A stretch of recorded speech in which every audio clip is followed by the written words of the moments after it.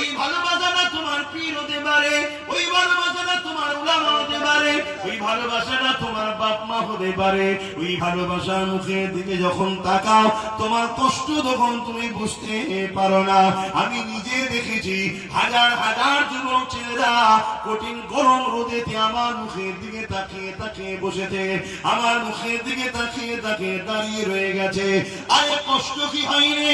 হ্যাঁ কষ্ট হচ্ছে, কিন্তু তারা আমাকে ভাই বলে ভালোবাসে, পীর ভাইয়ের মুখের দিকে তাকিয়ে আছে। ওই কষ্টটা এত কষ্ট নয়, ওর ভালোবাসার কাছে কষ্টটা কষ্ট মনে হচ্ছে না।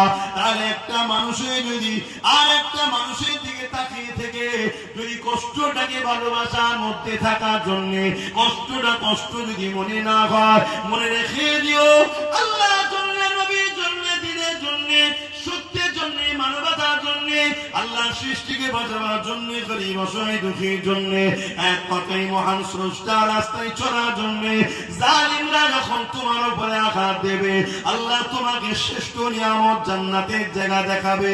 ওই জান্নাতের জায়গা দেখে ওই নিয়ামতের জিনিসের দিকে তাকিয়ে তাকিয়ে তার জানটা যখন বেরিয়ে যাবে, জান বেরোবার কষ্টটা ওই বান্দা বান্দি বুঝতে পারবে না। আরো জোরে বলুন সুবহান।